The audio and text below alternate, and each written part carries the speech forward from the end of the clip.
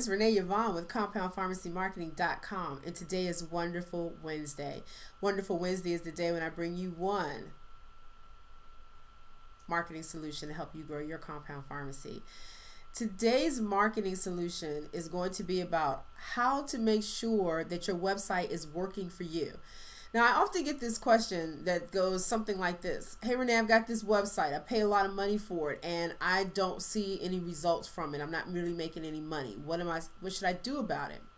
I think this is a great question, and it's going to require some tweaking on the low end and all the way to maybe a major overhaul and a brand new site on the other end.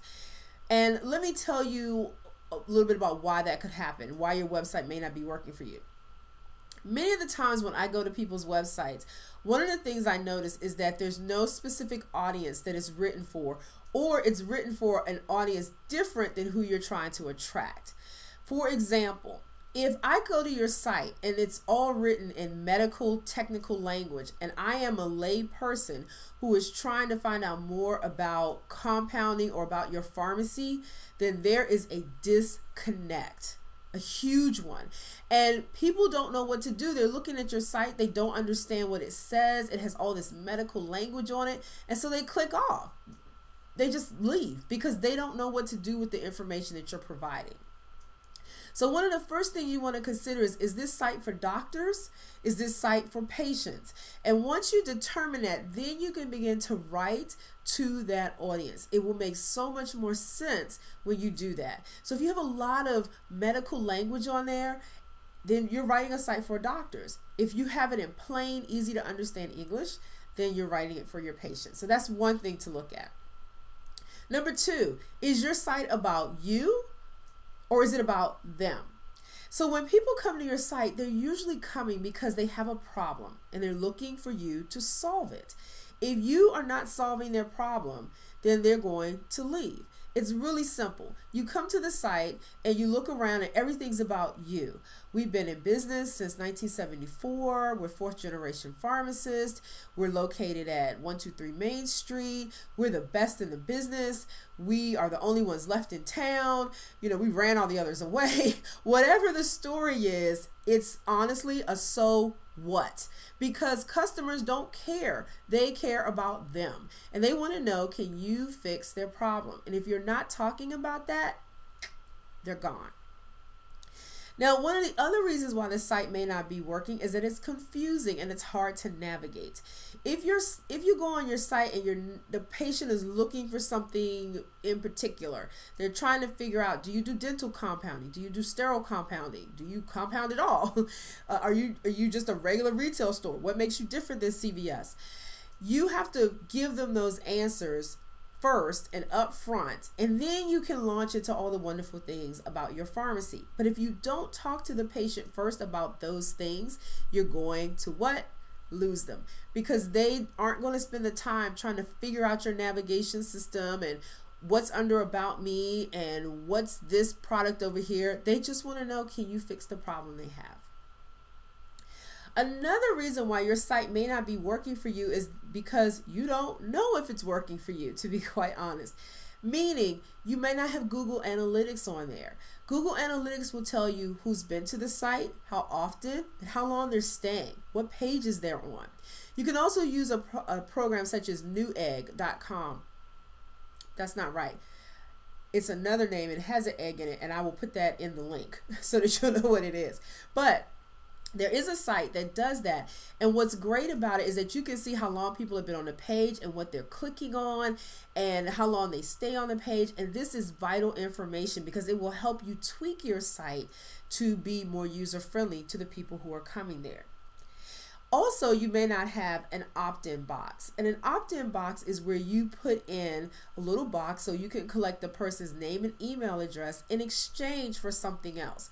For example, you may collect their email address in exchange for a registration to a free seminar or in exchange for your monthly newsletter.